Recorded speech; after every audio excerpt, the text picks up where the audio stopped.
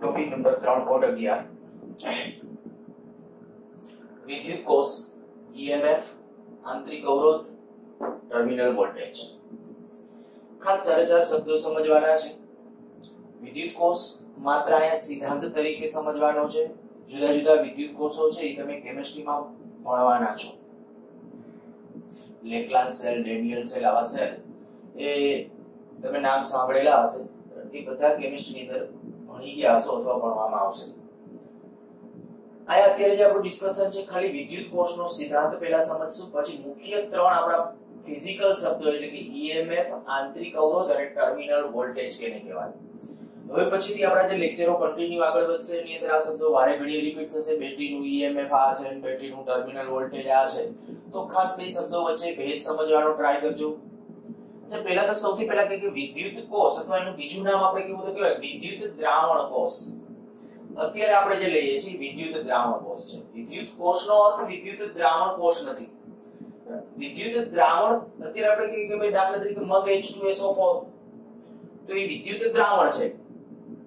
બીજા તમને ખબર ડ્રાય સેલ, સૂકા કોષ, આપણે જેની અંદર કહીએ કે લેક્લાન્ડ સેલ જે આપણે બેટરી કહીએ છીએ તે, तो ये बधा सूका कोष, तो एनी अंदर विद्युत द्रावण नहीं, नो डाउट એટલે વિદ્યુત કોષ તો કહેવાય જ, પણ વિદ્યુત કોષ અને બેટરી વચ્ચે એક ભેદ કહેવાય। વિદ્યુત કોષ કેને કહેવાય, બેટરી કેને કહેવાય। તો સંજ્ઞાત્મક રીતે જોવા જાવ ને તો આ જે ગણીએ આને વિદ્યુત કોષ બોલીએ, પણ બેટરી કહીએ તો બેટરી આ ઉપર તીર માર્યું છે। બીજા અર્થમાં કહું તો ચલ વિદ્યુત કોષ જાણે કે જેના વોલ્ટેજ તમે બદલી શકો ને એને બેટરી બોલાય। તમને પ્રયોગશાળાની અંદર છે જ્યારે આપવામાં આવશે ત્યારે એમાં તમે વોલ્ટેજ બદલશો એટલે એને બેટરી તરીકે લેવામાં આવી, બેટરી છે। વિદ્યુત કોષ જે હોય, જે લેક્લાન્ડ સેલ હોય તો ભાઈ 1.2 વોલ્ટની નજીક વોલ્ટેજ કે 1.4 વોલ્ટની નજીક વોલ્ટેજ જનરેટ કરતો હોય જે તે કોષ, તો એ કોષ છે એક્ઝેક્ટલી એટલા જ વોલ્ટ એટલે એના વોલ્ટેજ ન બદલાય એટલે એને વિદ્યુત કોષ તરીકેના વિદ્યુત કોષની સંજ્ઞા આવી હોય અને બેટરીની સંજ્ઞા આ રીતે આપશે। ચાલો આપણે જે અત્યારે જે વાત કરી વિદ્યુત કોષ, માની લો કે આ એક વિદ્યુત કોષ, આની અંદર કોઈ વિદ્યુત દ્રાવણ ભરેલું છે। અત્યારે મેં રેડ માર્કર વડે જે દર્શાવેલું છે વિદ્યુત દ્રાવણ છે। એની અંદર એટલે આને ઇલેક્ટ્રોલાઇટ બોલાય। વિદ્યુત દ્રાવણ એટલે ઇલેક્ટ્રોલાઇટ। આ કોઈ એક પાત્ર છે, એની અંદર બે ઇલેક્ટ્રોડ રાખેલા છે। કેમિસ્ટ્રી ભાષામાં કહું તો એમ કહેવાય કે ભાઈ સક્રિયતા શ્રેણીની જે સક્રિય ધાતુઓ, છેવાડાની સક્રિય ધાતુ હોય ને એવા ઇલેક્ટ્રોડ પસંદ કરી લ્યો, એક ધન ધ્રુવ તરીકે, એક ઋણ ધ્રુવ તરીકે। તો જ્યારે આવા ઇલેક્ટ્રોડ આયા પસંદ કરી લેશો ત્યારે હવે શું થશે તો કે આ ઇલેક્ટ્રોડ અને દ્રાવણ વચ્ચે કંઈક વિદ્યુત ભાર એટલે કે ઇલેક્ટ્રોનની આપ-લે થશે। એવી રીતે આના નાના વચ્ચે કંઈક વિદ્યુત ભારની આપ-લે થશે। હવે આ મેં કીધું એ પ્રમાણે જો સક્રિયતા શ્રેણીની છેવાડાની ધાતુઓ હોય જનરલી, તો ત્યારે આપણે કહી શકીએ કે માની લો કે આની સક્રિયતા વધુ છે, આની સક્રિયતા ઓછી છે, બેમાંથી ગમે એ આપણે કીધું સક્રિયતા વધારે હોય તો તમને ખબર છે ઇલેક્ટ્રોનની કંઈક આપ-લે ઝડપથી કરે, ઇલેક્ટ્રોન આપી શકે, ઇલેક્ટ્રોન સાથે પ્રક્રિયા કરી શકે। અચ્છા, હવે આપણે આ માની લ્યો કે આ જે એક ઇલેક્ટ્રોડ છે એ ઇલેક્ટ્રોડ અહીંયા વિદ્યુત દ્રાવણ, આ ખાલી એક રેખા આકૃતિ છે, વળી આવું ન સમજતા કે ભાઈ અહીંયા આવો ખાડો કેમ છે, બરાબર? એ ખાલી રેખા આકૃતિ છે, બાકી વિદ્યુત દ્રાવણ એમાં સીધો આપણે સળિયો ડુબાડી દીધેલો છે, બસ એ જ પરિસ્થિતિ। તો માની લો કે આ જે ઇલેક્ટ્રોડ છે ઋણ ઇલેક્ટ્રોડ તરીકે વર્તે છે, એનો અર્થ શું તો કે આ દ્રાવણની સાપેક્ષે આ ઋણ બને છે। પ્રારંભિક સ્થિતિમાં હું શું કહું છું, આને મેં કોઈ બાહ્ય કનેક્શન હજી આપ્યું નથી, આ બધું ખુલ્લું છે, ત્યારે શું થશે તો કે આનો ઇનડાયરેક્ટલી અર્થ એવો થયો કે જાણે કે આ દ્રાવણમાંથી ઇલેક્ટ્રોન છે ને આ સળિયો લઈ લેશે, એવું વિદ્યુત દ્રાવણ ભરેલું હશે કે જેથી કરીને આ ઇલેક્ટ્રોડ ને એના વચ્ચે પ્રક્રિયા થાય ત્યારે B ની સાપેક્ષે આ ઇલેક્ટ્રોડ ઋણ બને છે। સેમ વસ્તુ આયા વિચારો કે ભાઈ આ જે ઇલેક્ટ્રોડ એટલે કે આ જે સળિયો છે, વિદ્યુત અગ્ર પણ બોલાય ઇલેક્ટ્રોડ અથવા વિદ્યુત અગ્ર, તો એ વિદ્યુત અગ્ર આ દ્રાવણની સાપેક્ષે ધન બને છે। ઇલેક્ટ્રોડ તમારે એવા પસંદ કરવાના છે અને જેમ એવા છેવાડાના ઇલેક્ટ્રોડ પસંદ કરો એમ વધુ વોલ્ટેજ મળે। તો અહીંયા આપણે એવું કીધું કે ભાઈ આની સાપેક્ષે આ ધન બને છે અને આ દ્રાવણની સાપેક્ષે આ સળિયો ઋણ બને છે। જો એવી કન્ડિશન છે તો આપણે કહી શકો ભાઈ P અને N બિંદુ વચ્ચે કંઈક PD રચાશે, વિસ્થિતિમાનનો તફાવત રચાશે। ઈ જે વિસ્થિતિમાનનો તફાવત રચાય ને એને ખરેખર નામ અપાય બેટરીનું EMF.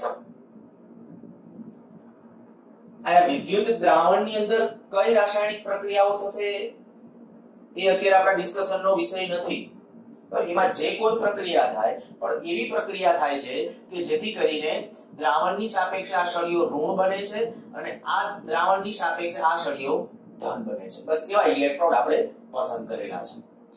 ઇલેક્ટ્રોડ એટલે મેં કીધું એને વિદ્યુત અગ્રો પણ બોલાય. અને જો એવું છે તો હવે તમે કહી શકો ભાઈ આ બે બિંદુ વચ્ચે જે કંઈક નેટ એવો વિસ્થિતિમાનનો તફાવત હશે, જે તફાવત છે એને જ આપણે નામ આપ્યું EMF.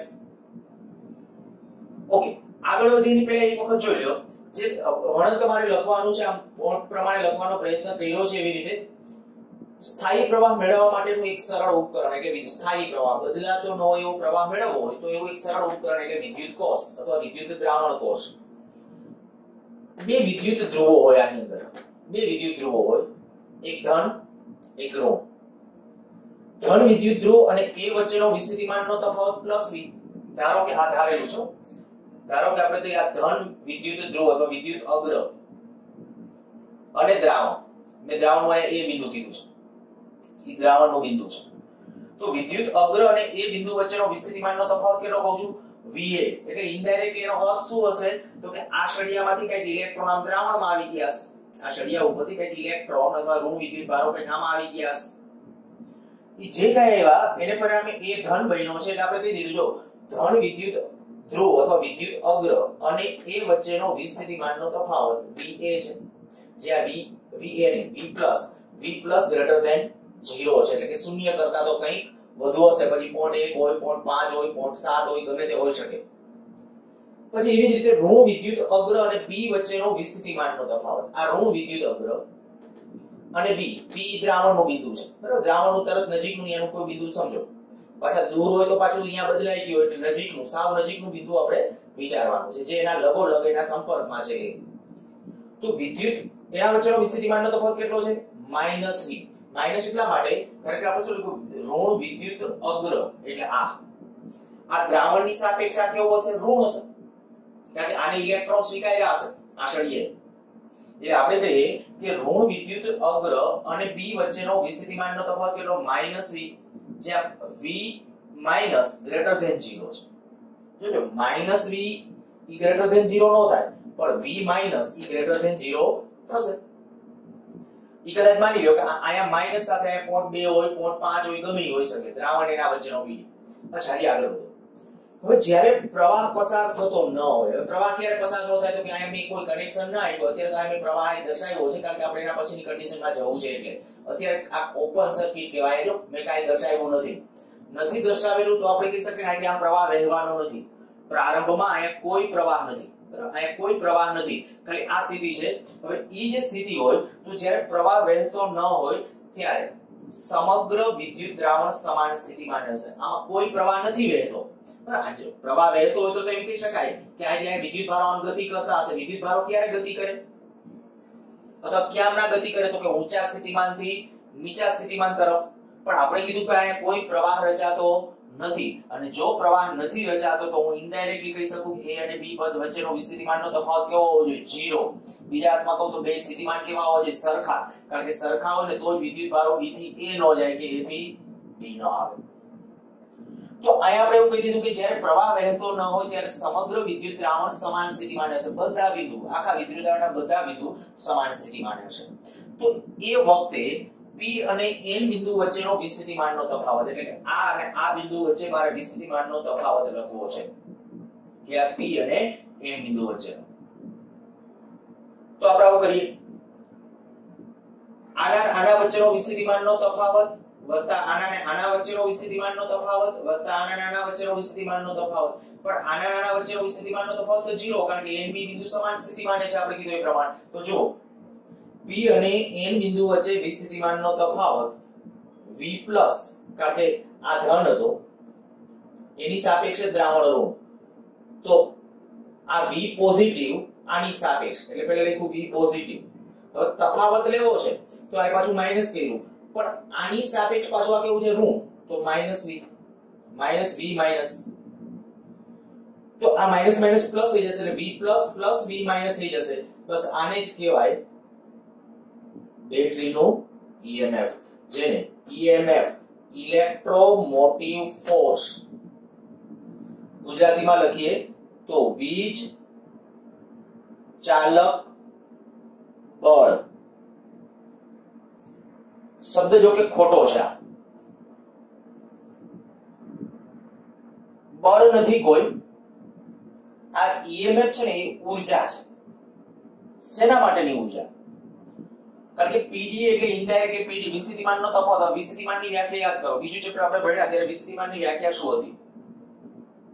તો આપણે એવું કહેતા કે ભાઈ એકમ ધન વિદ્યુતભારને અનંતથી ઉપાડીને ક્ષેત્રના આપેલા બિંદુએ લઈ આવવા, ક્ષેત્ર વિરુદ્ધ જે કાર્ય કરવું પડે એ કાર્યને તે બિંદુ પાસેનું વિસ્થિતિમાન કહેવાય.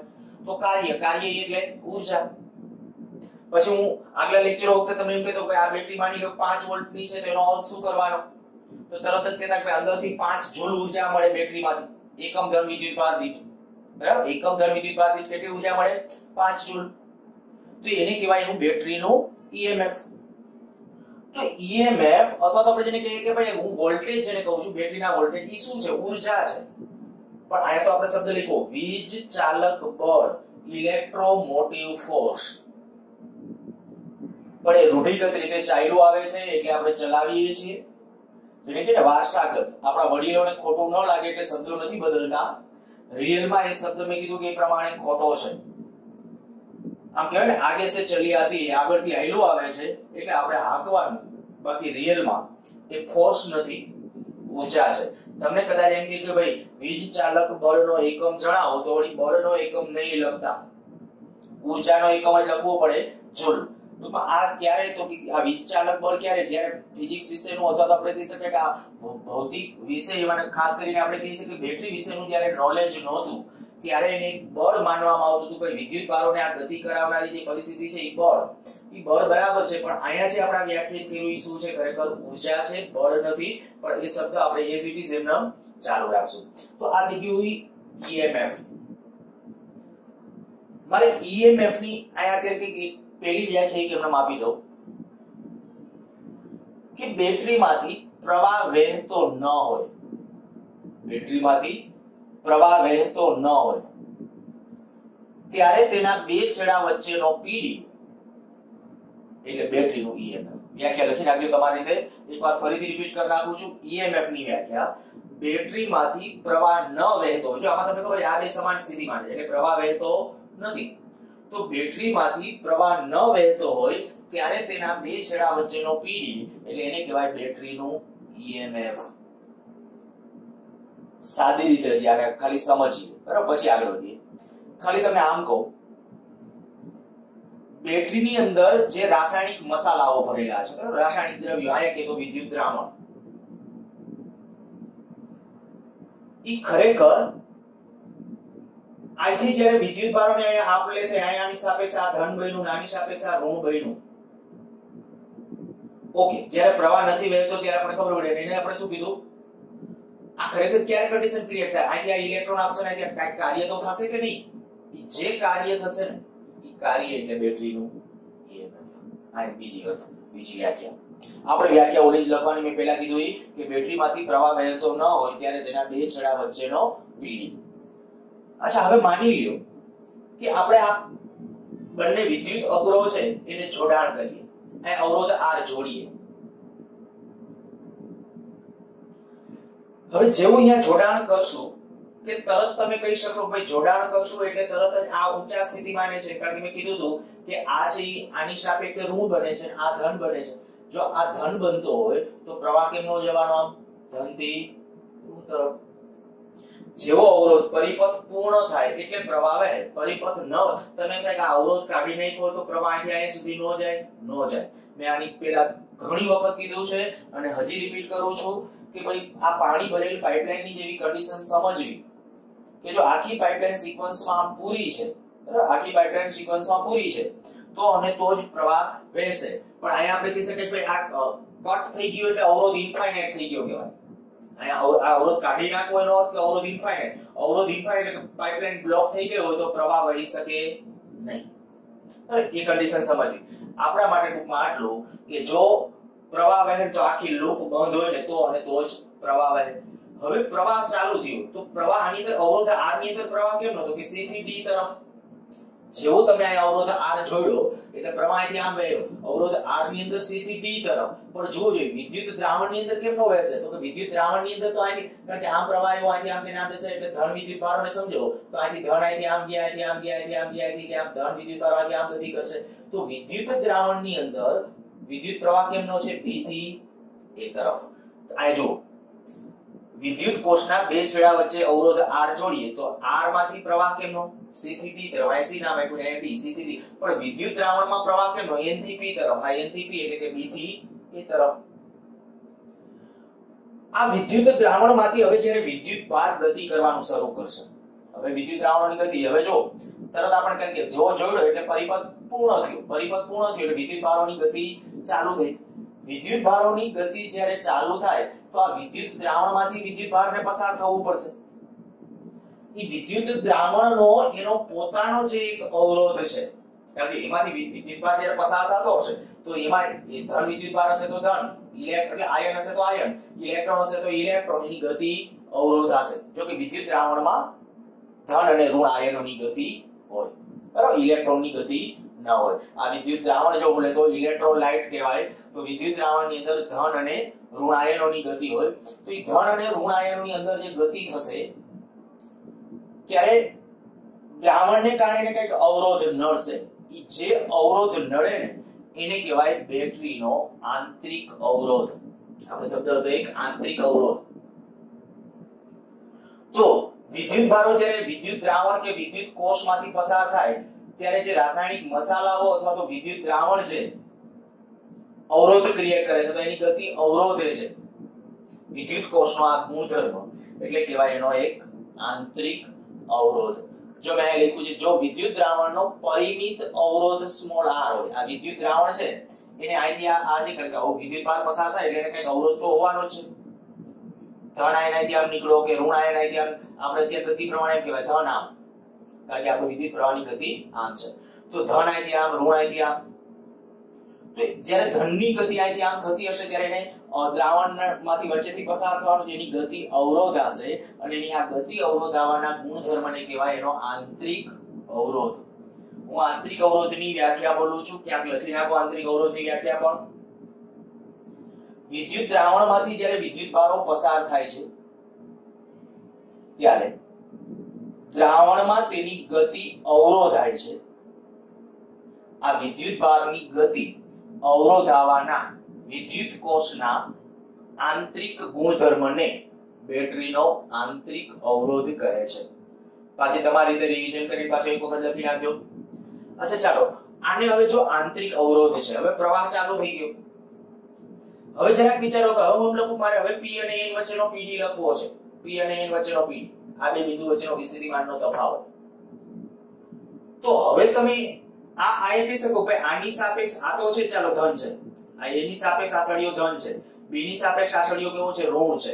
હવે એમ ન કહી શકો B ને સમાન સ્થિતિમાન, કારણ કે જો સમાન સ્થિતિમાન હોય ને તો અંદર આમ વિદ્યુત ભારો ગતિ જ ન થાય. પણ આપણે કીધું પ્રવાહ વહેવાન ચાલુ થયું છે, પ્રવાહ વહેવાન ચાલુ થયું તો સ્થિતિમાન B નું કે એનું કોનું વધારે હશે તો તરત ખબર પડી. જો પ્રવાહ આમ વહેતો હોય ને તો વિદ્યુત ભાર ધન વિદ્યુત ભાર હંમેશા ઊંચા સ્થિતિમાનથી નીચા સ્થિતિમાન તરફ ગતિ કરે. ધન વિદ્યુત ભાર હું શું કામ લઉં છું તો કે પ્રવાહની દિશા કેમની વિચારાય ધન વિદ્યુત ભારની ગતિની દિશામાં. તો ધન વિદ્યુત ભાર ક્યાંથી ક્યાં જતો હશે B થી A તરફ. તો સ્થિતિમાન કોનું વધારે B નું, એટલે B નું સ્થિતિમાન વધારે છે, A નું સ્થિતિમાન ઓછું છે. ટૂંકમાં પ્રવાહ કેમનો હતો N થી P તરફ એટલે કે B થી A તરફ, પરિણામે B નું સ્થિતિમાન ઊંચું છે. અચ્છા જો એવું છે તો ત્યારે એ સ્થિતિમાં હવે તમને કહું આ બે બિંદુ વચ્ચેનો વીજ સ્થિતિમાનનો તફાવત મારે લખવો છે. તો જુઓ શું કરું છું. હવે જો P અને N વચ્ચેનો વિસ્થિતિમાનનો તફાવત V હોય, આ બે વચ્ચેનો વિસ્થિતિમાનનો તફાવત V હોય તો શું લખું છું V બરાબર P અને A વચ્ચેનો PD, આ P અને A દ્રાવણનું જે બિંદુ છે એના વચ્ચેનો PD વત્તા A અને B બિંદુ વચ્ચેનો PD, A અને B બિંદુ વચ્ચેનો PD વત્તા B અને આ N ધ્રુવ જે છે એના વચ્ચેનો PD, B અને N ધ્રુવ વચ્ચેનો PD, એ ત્રણેયનો સરવાળો એટલે એને કહેવાય P અને N વચ્ચેનો PD. હવે આ તો ઓલરેડી આપણે લખી ગયા P અને A વચ્ચેનો PD કેટલો હતો તો કે V+, આપણે ચાલુ કર્યું ત્યારે જ કીધું હતું કે ધન વિદ્યુત અગ્ર અને a વચ્ચેનો વિસ્થિતિમાનનો તફાવત કેટલો v+ અને ઋણ વિદ્યુત અગ્ર અને b વચ્ચેનો વિસ્થિતિમાનનો તફાવત કેટલો v-. ઈ તો આ દ્રાવણની અને સળિયાની પ્રોપર્ટી છે, બરાબર, એમાં ચેન્જ નથી થવાનો. તો ત્યારે જે છે ઈપીડી આ અને આ તો છે આપણા પાસે, એટલે આ લખી નાખ્યું મેં v+, આની જગ્યાએ b અને n વચ્ચેનો પીડી એને બદલે લખ્યું v-, પણ a અને b વચ્ચેનો વિસ્થિતિમાનનો તફાવત. જો a અને b વચ્ચેનો વિસ્થિતિમાનનો તફાવત લખતો તો આનો અવરોધ કેટલો કીધો આપણે વિદ્યુત દ્રાવણનો r. આનો જો વિદ્યુત દ્રાવણનો અવરોધ r હોય, વિદ્યુત દ્રાવણનો આની અંદર રાસાયણિક મસાલાઓ છે અથવા તો અત્યારે વિદ્યુત દ્રાવણ છે તો એનો અવરોધ r હોય અને જો એમાંથી I પ્રવાહ વહેતો હોય તો v બરાબર IR. આ બે બિંદુ વચ્ચેનો પીડી કેટલો હશે IR, પણ એમાં ઊંચું કોણ, કયા બિંદુ IR સ્થિતિમાન ઊંચું હશે અને IR નીચું સ્થિતિમાન હશે. તો રિયલ સ્થિતિ આવી થઈ, આની સાપેક્ષે આનું સ્થિતિમાન v+, આ v+, પછી આની સાપેક્ષે આનું સ્થિતિમાન માઈનસ કહેવાય કારણ કે આ ધન છે એટલે -IR. પછી પાછી આ ખબર છે કે આની સાપેક્ષ આનું સ્થિતિમાન કેવું છે માઈનસ, આની સાપેક્ષે આનું સ્થિતિમાન માઈનસ છે એટલે એક માઈનસ આવે અને પાછું એનું પોતે માઈનસ છે સ્થિતિમાન એટલે માઈનસ. ઈ તો આયા કહ્યું હતું આપણે, એટલે ત્યાં કેવું કરાયું છે માઈનસ માઈનસ પ્લસ. તો આવું થયું v+, v- IR અને આ v+ minus sorry v+ plus v minus એને બદલે આપણે લખી નાખો એપ્સિલોન. એપ્સિલોન જેને બેટરીનું EMF કહીએ છીએ. તો આ બેટરીનું EMF આ સૂત્ર આપણા માટે હવે ખાસ કામનું, પણ અહીંયા તમને આ કહી દઉં કે આ જે છે ને એને જ કહેવાય એનો ટર્મિનલ વોલ્ટેજ.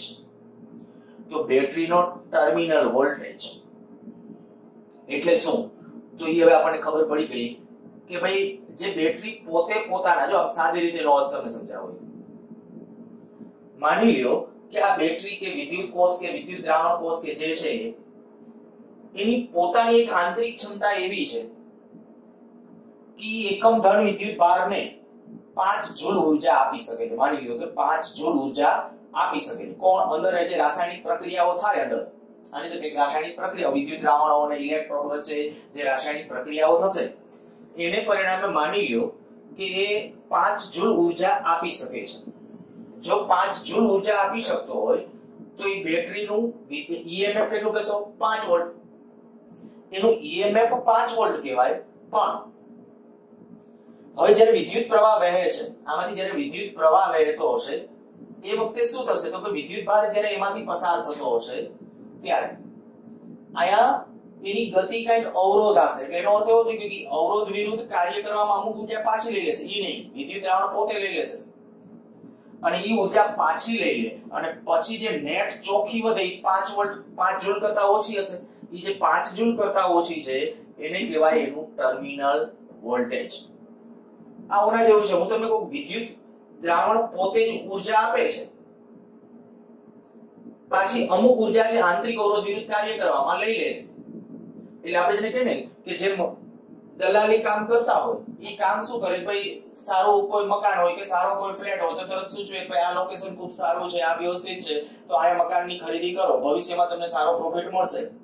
તો સૂચન એનું સારું છે, આપણને ખરેખર ફાયદો અપાવડાવે એવું છે અને ખરેખર આપણને પ્રોફિટ પણ કરાવડાવે, પણ પ્રોફિટ કરાવડાવે સામે એમ કહી દે ભાઈ મારી 1% 2% દલાલી છોડતા જજો. બસ એની જેમ આપણા વિદ્યુત કોષ પોતે ઉર્જા આપે છે પણ પોતે પોતાની દલાલી બાદ કરી નાખે, બાદ કરીને પછી જે કહેવાય એને કહેવાય ટર્મિનલ વોલ્ટેજ. પણ એ જે પ્યોરલી જે પોતે આપી શકે છે એ જે કહેવાય એ શું કહેવાય એનું EMF. એટલે આ વાત થઈ આપણી EMF અને ટર્મિનલ વોલ્ટેજ. અચ્છા, એમાં એક સ્ટેપ હજી આગળ, જો આ V બરાબર આ સૂત્ર હવે ખાસ હમણાં આધારિત આપણે MCQ ની અંદર પણ આગળ વધીએ છીએ. તો V બરાબર એપ્સિલોન માઈનસ IR. જો અવરોધ R એક પેલું અનંત હોય, માની લો કે આ અવરોધ R ઇન્ફાઇનાઇટ હોય, આજે આપણે અવરોધ R અહીંયા જોડીએ છીએ એ અવરોધ R ઇન્ફાઇનાઇટ છે. અનંત હોય તો પ્રવાહ વહે નહીં, અનંત અવરોધ છે તો પ્રવાહ 0. જો પ્રવાહ 0 હોય, આ પ્રવાહ 0 થાય તો V અને એપ્સિલોન બે કેવા થઈ જાય સરખા. એનો અર્થ કે ટર્મિનલ વોલ્ટેજ અને EMF આ બેના મૂલ્યો કેવા સરખા.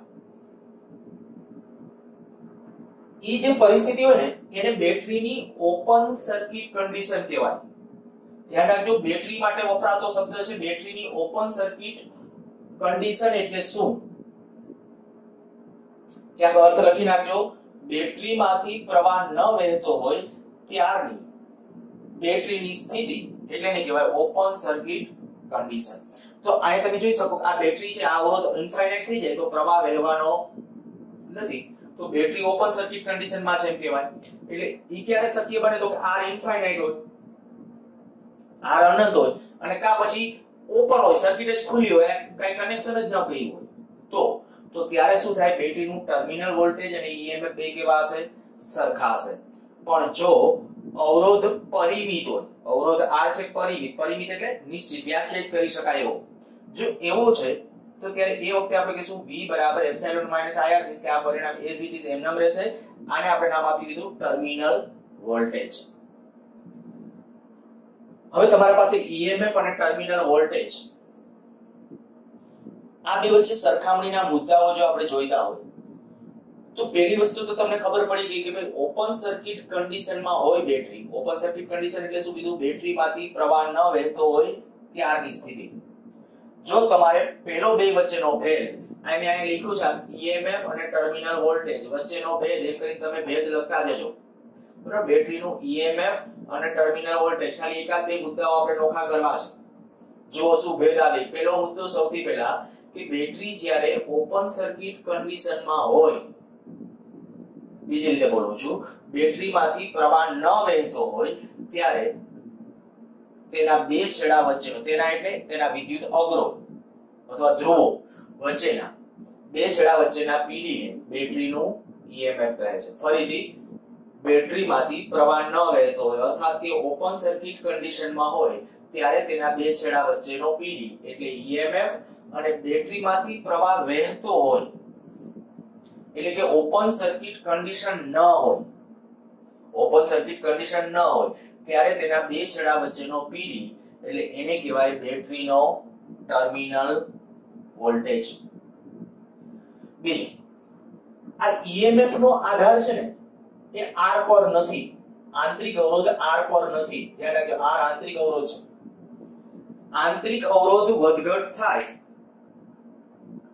તો આ કદાચ એમ કે વિદ્યુત દ્રાવણ છે કે બીજું કોઈ લીધું તો અવરોધ વધી ગયો, અંદરનો અવરોધ ભલે વધી ગયો, આ EMF નો બદલાય. કારણ કે ઈ તો શું હતું? પ્રવાહ ન વહેતો, અને પ્રવાહ ન વહેતો તો અવરોધનો કોઈ રોલ હોતો નથી. અને પરિણામે આપણે કહી શકાય કે EMF નો આધાર બેટરીના આંતરિક અવરોધ ઉપર નથી, જ્યારે ટર્મિનલ વોલ્ટેજનો આધાર એ આંતરિક અવરોધ ઉપર છે. બીજું, આ તમને એમ કહેવામાં આવે કે બેટરીનું EMF અને ટર્મિનલ વોલ્ટેજ આ બેમાંથી મોટું કોણ? તો તરત જ કદાચ પેલા ઝાટકે આપણો જવાબ હશે કે ભાઈ બેટરીનું EMF છે એ વધુ હોય, બેટરીનું EMF છે એ વધુ હોય, ટર્મિનલ વોલ્ટેજ નાનું હોય. પણ ખાસ જો બેટરી વપરાશમાં હોય, બેટરી વપરાશમાં હોય તો જ બેટરીનું ટર્મિનલ વોલ્ટેજ નાનું હોય. જો વપરાશમાં ન હોય બેટરી, એનો ઓપન સર્કિટમાં હોય તો V બરાબર એપ્સિલોન, બે સરખા હોય, EMF અને ટર્મિનલ વોલ્ટેજ સરખા હોય. અચ્છા, આવું પોસિબલ છે કે બેટરીનું ટર્મિનલ વોલ્ટેજ એના EMF કરતા વધી જાય? બેટરીનું ટર્મિનલ વોલ્ટેજ એના EMF કરતા, આથી જરાક લોજિકલી આખી આકૃતિ વિચારો જોઈએ કે બેટરીનું ટર્મિનલ વોલ્ટેજ એના EMF કરતા મોટું, એવું પોસિબલ છે? કદાચ જવાબ ના આપશો પણ પોસિબલ છે. ક્યારે?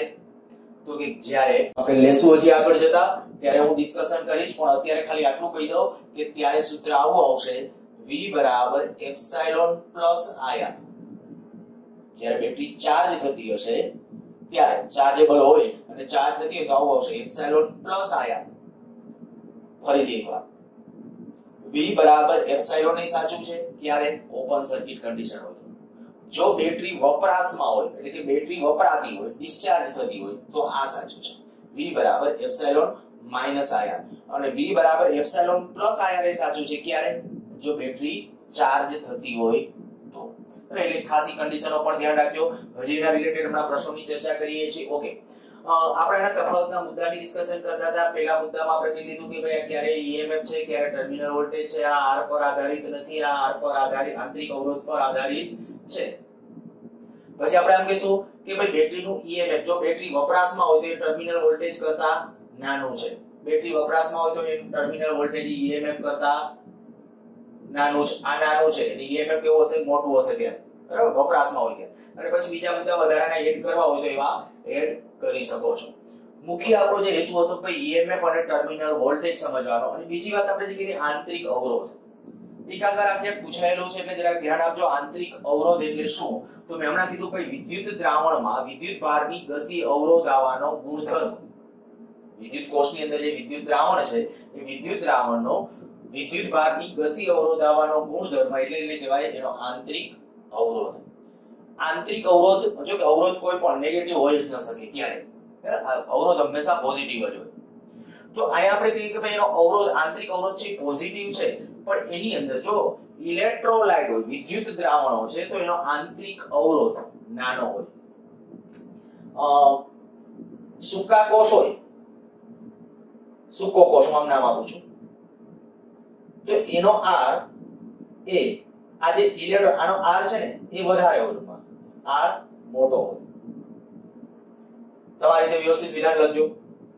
જો વિદ્યુત દ્રાવણ વાળો વિદ્યુત કોષ હોય, વિદ્યુત દ્રાવણ હોય અંદર, તો એનો આંતરિક અવરોધ આર હોય ને એ નાનો હોય. સામે જે સૂકા કોષો હોય એટલે કે અંદર છે સોલિડ ફોર્મ ની અંદર સૂકો કોષ છે તેની અંદર નવસારની લુપ્તિ ને MnO2 આવું બધું ભરેલું હોય એવું તમે ભણી ગયા છો. તો એનો જે આંતરકાકેની અંદર બધા સોલિડ ફોર્મમાં છે, ઘન છે, અને ત્યારે એનો આંતરિક અવરોધ આર કેવો હશે? મોટો હશે. સારું, વ્યવસ્થિત એક વખત જોઈ લ્યો અને નોટ કરો.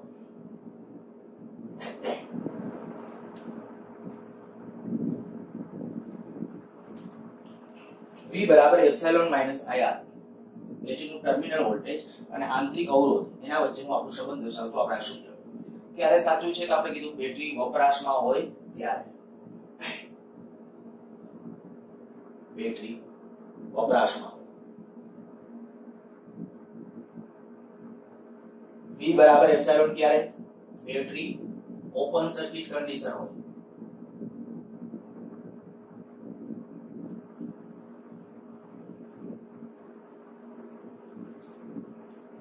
એપ્સિલોન પ્લસ IR ક્યારે?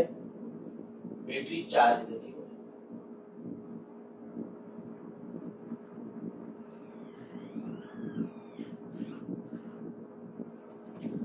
તો આ સમીકરણો હવે આપણા મગજમાં આ રીતે આમ રાખશું. નેક્સ્ટ જ્યારે વાત કરીએ કે ભાઈ માની લો કે કોઈ અવરોધ R, આ અવરોધ R કોઈ V વોલ્ટની બેટરી સાથે આપણે કનેક્ટ કરેલો છે. હવે જ્યારે હું અહીં લખું છું ત્યારે V લખું છું. V એટલે એનો શું સમજવાનો? Terminal voltage. પ્રવાહ વહેતો હશે ત્યારે એક ટર્મિનલ વોલ્ટેજ હશે, પણ પ્રવાહ નહીં વહેતો હોય તો ત્યારે એના બે છેડા વચ્ચે શું હશે? EMF. અહીં બીજી વાત કરી દો કે વ્યવહારમાં આપણા મોટા ભાગના સર્કિટ એવા છે કે જેની અંદર પ્રવાહનું મૂલ્ય છે ને ઓછું હોય, 1 એમ્પિયર કરતા પણ ઓછું. 1 એમ્પિયર પ્રવાહ ક્યારે હોય? જનરલી આપણે કહીએ કે આપણે આગલા લેક્ચર વખતે ભણી ગયા પાવર P બરાબર VI. આ વોલ્ટેજ કેટલા હોય? 220 વોલ્ટ. ઘરગથ્થુ ઉપકરણ હોય 220 વોલ્ટ. જો પાવર 220 વોટ હોય, પાવર 220 વોટ, તો પ્રવાહ કેટલો થાય? 1 એમ્પિયર. હવે તમે સેજ વિચારો કે આપણા ઘરના મોટા ભાગના ઉપકરણો, હા ભારે ઉપકરણો હોય તો ઓકે એ જાજો પ્રવાહ લેશે, પણ દાખલા તરીકે આપણે કઈ પંખો કહીએ, ટ્યુબલાઇટ કહીએ, લેમ્પ કહીએ, અત્યારે આપણે જે ઉજાલા કે આવા જુદા જુદા લેમ્પ તો 9 વોટ ના છે. મેં કીધું અહીંયા આપણા માટે આ જો હોય 230 વોટ હોય તો 1 એમ્પિયર લે. તો વિચારો કે 9 વોટ હોય તો કેટલો પ્રવાહ લે? ખૂબ ઓછો. પણ પ્રવાહનું મૂલ્ય ખૂબ નાનું હશે, અને જો વ્યવહારમાં પ્રવાહનું મૂલ્ય ખૂબ નાનું હોય તો તમે સમજી શકો કે આ એપ્સિલોન એ જ્યારે IR ની સાપેક્ષ ખૂબ મોટું હોય, IR ખૂબ નાનું થાય, આ પ્રવાહ નાનો હોવાથી જો I ઓછો હોય તો આ આવું તો થશે, અને પરિણામે આપણે વ્યવહારમાં શું કરી નાખીએ છીએ? V બરાબર એપ્સિલોન. જો આંતરિક અવરોધ ન આપેલો હોય ને તો ત્યારે દરેક વખતે આપણે આવું સમજી લઈએ છીએ કે બેટરીનું ટર્મિનલ વોલ્ટેજ અને EMF કેવું છે? સમાન છે. વ્યવહારમાં મોટા ભાગે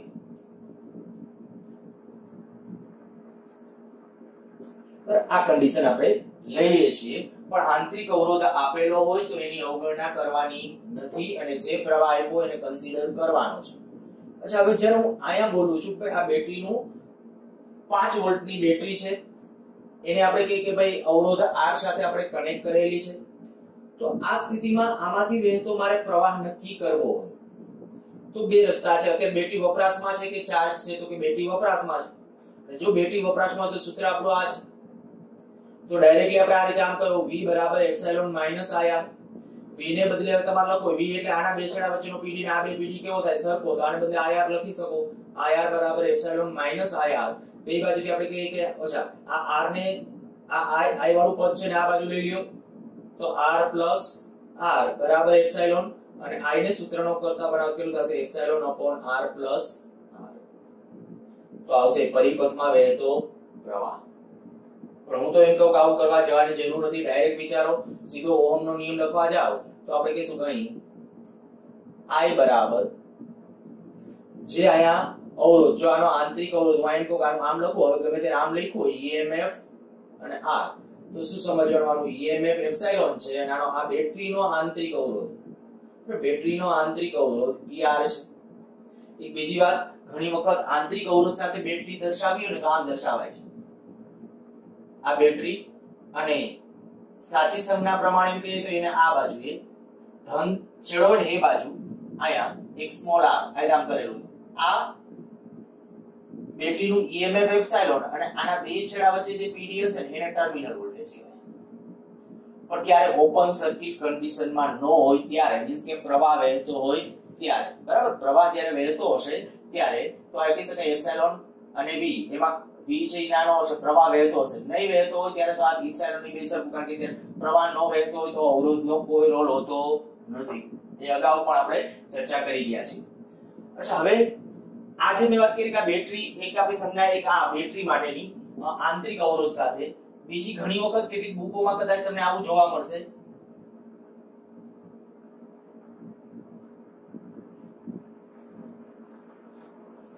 તો શું સમજવું, તો કે અવરોધ ભલે નીચે કર્યો છે પણ સમજવાનું કે બેટરીનો આંતરિક અવરોધ છે.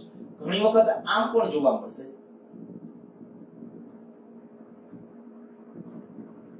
અહીંયા વચ્ચે અવરોધ, તો એ વચ્ચે અવરોધ આપ્યો ને એ પણ બેટરીનો આંતરિક અવરોધ સમજવો.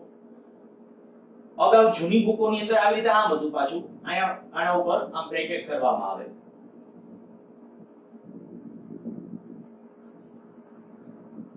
તો આંતરિક અવરોધ સમજો.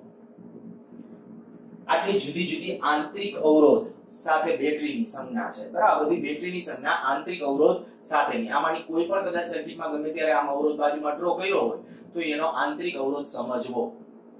અચ્છા, હવે અહીંયા જે આપણે વાત છે તો હું તમને કહું ભાઈ ટોટલ પરિપથમાં લાગુ પાડેલું EMF કેટલું, તો કે આ એપ્સિલોન. હવે અવરોધ કેટલો, તો કે એક આ ને એક આનો આંતરિક અવરોધ, બે કેવા જોડાણમાં ગણાય, શ્રેણીમાં, કારણ કે પ્રવાહને વહેવા માટે એક જ માર્ગ છે, અહીંયા પ્રવાહને વહેવા માટે તો શ્રેણીમાં ગણાય. તો સીધું ઓહમના નિયમ પ્રમાણે, એટલે આપણે કઈ અહીં ઓહમના નિયમ અનુસાર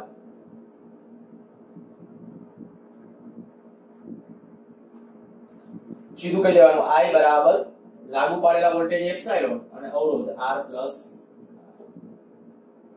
આ પરિણામ જે I થી મેળવ્યું એના કરતા સીધું ઓહમના નિયમથી આપણે પરિણામ મેળવેલું છે. અચ્છા, એ પરિણામ મળી ગયું. હવે જો હું એવું કરું, આ I ની જે કિંમત છે ને પાછી આપણે આ સૂત્રની અંદર મૂકું છું, તો V બરાબર એપ્સિલોન માઈનસ IR, એમાં I ને બદલા તો epsilon upon R plus R into small r, આની સાથે ગુણાકારમાં લઈ લેશો તો કેટલું થશે, જો epsilon r epsilon minus epsilon small r વાળું પદ કેન્સલ થઈ જશે, રહેશે આટલું epsilon r upon r plus r. એક ખૂબ કામનું પરિણામ, ખાસ નોટ ડાઉન કરજો. V અપોન એપ્સિલોન બરાબર r upon r plus r. જ્યારે આવા સાદા પ્રશ્નો સિમ્પલી તમને આવા કહેવામાં આવે, ગુજકેટમાં ને આવા પ્રશ્નો પૂછાયેલા છે, એકાદ વખત AI ટ્રિપલ ની અંદર એટલે કે જૂની જી એની અંદર પણ આવો પ્રશ્ન પૂછ્યો હતો. ગુજકેટની અંદર પૂછાયેલ એકાદ ક્વેશ્ચન તમને સીધો આમ કહું કે માની લો આવી રીતે આમ કહેવામાં આવે કે ભાઈ 5 વોલ્ટ EMF ધરાવતી બેટરી સાથે 4 ઓહમનો અને 5 વોલ્ટ EMF અને 1 ઓહમ આંતરિક અવરોધ ધરાવતી બેટરી સાથે 4 ઓહમનો બાહ્ય અવરોધ જોડવામાં આવે તો ટર્મિનલ વોલ્ટેજ કેટલો? ક્વેશ્ચન 5 વોલ્ટ EMF અને 1 ઓહમનો આંતરિક અવરોધ, બરાબર? આ રીતે આ કોડ વાળો કોઈ એટલે સમજી લેવાનું. અને એને કેની સાથે કનેક્ટ કરો છો? 4 ઓહમના અવરોધ સાથે. જો 4 ઓહમના અવરોધ સાથે જોડો તો ટર્મિનલ વોલ્ટેજ પૂછો છે. જો ટર્મિનલ વોલ્ટેજ ડાયરેક્ટલી નક્કી કરવો છે તો સીધું તમે આ ફોર્મ્યુલાનો ઉપયોગ કરી શકો છો, અથવા આનો ઉપયોગ કરવો હોય તો કરી શકો. V બરાબર એપ્સિલોન માઈનસ આયા, તો V બરાબર એપ્સિલોન માઈનસ આયા તો પહેલા પ્રવાહ નક્કી કરવો પડશે. અચ્છા, પ્રવાહ પહેલા મારે નક્કી કરવો હોય તો I કેટલું? તો કે I એટલે epsilon upon R plus R. તો એપ્સિલોન કેટલું? તો કે 5 વોલ્ટ અને R કેટલો? ટોટલ 4 ને 1 5, તો પ્રવાહ આવશે 1 એમ્પિયર. આ પ્રવાહ 1 એમ્પિયર. તો હવે લખી નાખો ટર્મિનલ વોલ્ટેજ. તો V બરાબર પૂછ્યું છે આપણે આમાં ટર્મિનલ વોલ્ટેજ, બરાબર? આ EMF આપ્યું છે તો V બરાબર એપ્સિલોન માઈનસ IR. તો એપ્સિલોન કેટલું? તો કે એપ્સિલોન તરીકે 5 વોલ્ટ, I એટલે 1, આંતરિક અવરોધ 1, તો આવશે 4 વોલ્ટ. તો આ થઈ ગયો એનો ટર્મિનલ વોલ્ટેજ. આ એકમ છે અને આ ટર્મિનલ વોલ્ટેજની સંજ્ઞા છે. હવે આવી રીતે કંઈક એક AIEEE માં ક્વેશ્ચન પૂછ્યો તો, જો આ જ પરિણામ સીધું વિચારવા જશો તો કદાચ ડાયરેક્ટ આન્સર, પણ અત્યારે આપણી સામે છે સીધું આ રીતે આમ 1 ઓહમ આંતરિક અવરોધ, અજ્ઞાત EMF અને 1 ઓહમ આંતરિક અવરોધ ધરાવતી બેટરીને 4 ઓહમના અવરોધ સાથે જોડવામાં આવે તો તેના ટર્મિનલ વોલ્ટેજ અને EMF નો ગુણોત્તર કેટલો? અથવા EMF અને ટર્મિનલ વોલ્ટેજ નો ગુણોત્તર કેટલો? તો આ સિમ્પલ ક્વેશ્ચન પણ પૂછાયેલો છે. તો EMF અને ટર્મિનલ વોલ્ટેજના ગુણોત્તરની જો વાત હોય તો EMF અને ટર્મિનલ વોલ્ટેજ અથવા ટર્મિનલ વોલ્ટેજ અને EMF નો ગુણોત્તર એટલે કે આપણને આ રીતે આમ મળશે. બીજું, આ હું તમને એમ કહું, જો R વધે, ક્વેશ્ચન પાછો, R વધે તેમ V વધે, ઘટે, અચળ રહે. વિચાર, R વધે એટલે બાહ્ય અવરોધ, આનું મૂલ્ય વધે એમ ટર્મિનલ વોલ્ટેજ એટલે કે આ વધે, ઘટે કે અચળ રહે. આપણે તફાવતના મુદ્દામાં જે ચર્ચા કરી એમાં આ મુદ્દો પછી એડ કરી શકશો. જો પહેલી વસ્તુ તરત ખબર પડે કે R વધે એટલે પ્રવાહ ઘટે, કારણ કે અવરોધ વધ્યો તો પ્રવાહ ઘટે. તો પ્રવાહ ઘટે, જો આ ઘટે, આ તો ફિક્સ હોય આંતરિક અવરોધ, પ્રવાહનું મૂલ્ય ઘટે તો ટર્મિનલ વોલ્ટેજ વધે. ધ્યાન રાખજો, આપણો આન્સર છે વધે. જ્યારે પૂછાયેલો તો ત્યારે મોટા ભાગના આન્સર આમ લખ્યો તો R વધે એમ V ઘટે. પણ હકીકત આ છે કે જ્યારે R વધે એમ ટર્મિનલ વોલ્ટેજ હોય તો ટર્મિનલ વોલ્ટેજ વધે છે. બીજો એક વખત, હા, એક હકીકત આપણે જેમ કે R વધતો જશે, શું કન્ટિન્યુ R વધારતા જાય તો શું ટર્મિનલ વોલ્ટેજ વધતો જશે સતત? વિચારો કે R જ્યારે વધારતા જઈએ શું થશે? પ્રવાહનું મૂલ્ય ઘટતું જશે. R વધતો જશે, જ્યારે R નું મૂલ્ય અમુક હદ કરતા હોય ત્યારે લગભગ પ્રવાહ જો એક વખત અવગણ્ય થઈ જાય ને પછી કોઈ દિવસ ન બદલાય, પછી શું થઈ જાય? V બરાબર એપ્સિલોન. તો આવી રીતે એક વખત આવો ક્વેશ્ચન હમણાં જ લગભગ 2017 કે 18 ની અંદર નીટ ની અંદર પૂછેલો હતો. V વિરુદ્ધ R નો આલેખ.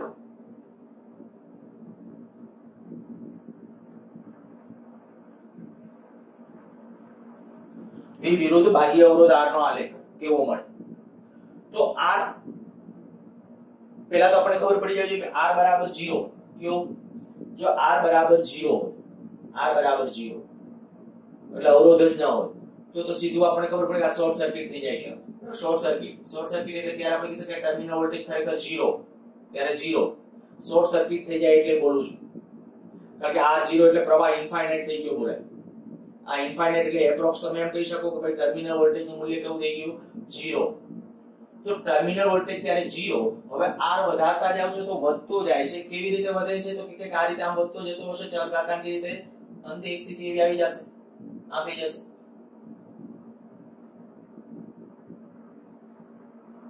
આ હું લખી નાખું છું V બરાબર એપ્સિલોન. આ જગ્યાએ એવી આવી ગઈ, શું થયું? r વધારતા ગયા, r વધારતા જઈએ છીએ ત્યારે r વધારતા જઈને એક એવી કન્ડિશન આવી ગઈ r ની કે એ વખતે r નું એક મૂલ્ય પાસેથી પછી તમે ગમે કારણ કે v બરાબર એપ્સિલોન થઈ ગયો, r વધારતા ગયા એટલે શું થયું? પ્રવાહ મૂલ્ય ઘટતું જાય છે, પ્રવાહ ઘટતો ગયો, પ્રવાહ શૂન્ય થઈ ગયો, પ્રવાહ શૂન્ય થઈ ગયો એટલે v બરાબર એપ્સિલોન, ત્યારે v બરાબર એપ્સિલોન થઈ જાય પછી એનાથી આગળ આલેખ જઈ શકે નહીં. તો આ રીતે આમ પણ પૂછાયેલ છે. ખાસ આ સમીકરણને વ્યવસ્થિત થોડું કેરફુલી હેન્ડલ કરજો. v બરાબર epsilon minus ir charging discharging વાળી સ્થિતિ પણ મગજમાં રાખજો. એક બીજો વારે ઘણીએ દાખલામાં ગુજકેટમાં પૂછાય છે એનું ડિસ્કશન કરીએ. લખવાનું બાકી તો લખો ઝડપથી.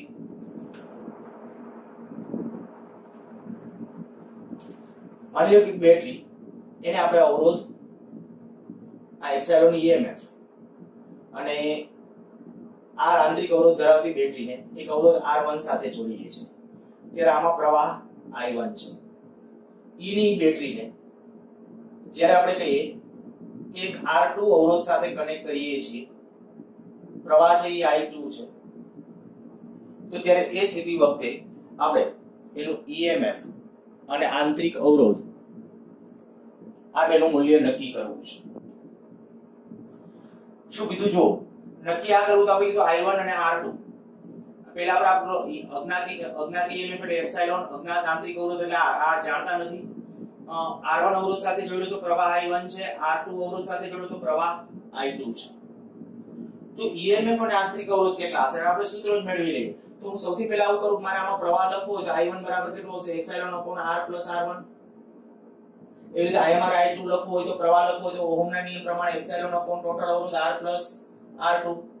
એપ્સિલોન બરાબર શું થઈ જશે? I1 R plus R1. એ રીતે આ એપ્સિલોન લખો તો I2 R પ્લસ R2. હવે EMF તો બે સરખા છે, તો આપણે સમીકરણ નંબર 1 આ સમીકરણ નંબર 2 બેને સરખાવી દઈએ 1 અને 2 પરથી. I1 R plus R1 I2 R plus R2. પેલા આંતરિક અવરોધ R ને સૂત્રનો કરતા બનાવવો છે તો આવું કરીએ. I1R આ I2R પદ આ બાજુ લઈ આવીએ. I2R બરાબર આ પદને ઓલી બાજુ લઈ લેશું તો I2R2 minus I1R1. અચ્છા અહીંયા હવે આવું કરી નાખો, R ને સૂત્રનો કરતા બનાવો તો R ને સૂત્રનો કરતા બનાવશો કેટલું વધશે? I1 minus I2. આ થઈ ગયો આપણો પદ એમનેમ જ. તો અહીંયા R બરાબર I2 R2 minus I1 R1 upon I1 minus I2. શું કર્યું હતું? ખાલી આટલું જ. I1 R1 આ પદ ઓલી બાજુ લઈ ગયા, એમાં આ પદ એમનેમ જ છે as it is. અહીંથી જે સ્મોલ r જે સ્મોલ r વાળું પદ આ બાજુ લઈ આવી, સ્મોલ r કોમન કાઢી નાખ્યો એટલે ફાઇનલ પરિણામ આંતરિક અવરોધ મેળવવાનું પરિણામ આ મળ્યું. અચ્છા, જે આ કિંમત ગમે એક સમીકરણમાં મૂકી દઈએ, આ સમીકરણ 1 ની અંદર મૂકીએ તો એપ્સિલોન બરાબર I1 R ને બદલે આ કિંમત મૂકી દઉં છું I2 R2 minus I1 R1 upon I1 minus I2 plus R1. સાદરૂપ આપીએ. I1 એમનેમ રાખું, I2 R2 minus I1 R1 આની સાથે લસા લઈ લીધું છું, ગુણાકારમાં લઈ લીધો તો plus I1 R1 minus I2 R1 છેદમાં I1 minus I2. આ પદ બે કેન્સલ થઈ જશે, રહેશે કેટલું? આ I1 ની સાથે પછી ગુણાકારમાં મૂકી દઈ શકશો, આમાંથી I2 કોમન નીકળી જશે તો આવું થયું I1 I2 upon I1 minus I2 into bracket R2 minus R1. તો આ થઈ ગયું એના EMF માટેનું પરિણામ. હવે જનરલી આ સૂત્રો ન ગોખો તો ચાલે, બરાબર, પણ આ ખબર પરિસ્થિતિ મેં ચલમાં તમને સમજાવેલી છે, પણ આવા ગુજકેટની અંદર બે વખત પ્રશ્નો ડાયરેક્ટલી પૂછી કાઢેલા છે. સીધું આમ કીધું હોય કે અજ્ઞાત EMF અજ્ઞાત આંતરિક અવરોધ ધરાવતી બેટરી સાથે 4 ઓહમ નો અવરોધ જોડતા પ્રવાહ છે 1.15 એમ્પિયર છે. હવે 10 ઓહમ નો અવરોધ જોડવામાં આવે તો પ્રવાહ છે 1.11 એમ્પિયર થાય છે. તો બેટરીનું EMF કેટલું હશે? તો EMF નક્કી કરવું તો ડાયરેક્ટ આ સૂત્ર ચાલે શોર્ટકટ તરીકે, પણ એ નથી કરવું તો મેં કીધું ત્યારે આ પરિસ્થિતિ ચલમાં ઉલટાનું થોડું લેન્ધી લાગે. આંકડાઓ હશે ત્યારે તો ફટાફટ સીધો પેલા પ્રવાહ મળી જાય, બીજામાં પ્રવાહનું મૂલ્ય એક સમીકરણ સીધું સરખામણી કરશો તો ફટાફટ ત્યારે એનો આન્સર મળશે. તો આ આજની આપણી આ વાત થઈ બેટરીનું ઈએમએફ, ટર્મિનલ વોલ્ટેજ ખાસ સરસ ટોપિક છે અને ગુજકેટ લેવલના અને નીટ લેવલના પ્રશ્નો આની અંદરથી વધારે પૂછાય છે એટલે વધુ ફોકસમાં રાખવું. બાકીનું હવે અહીંથી આવતા લેક્ચરમાં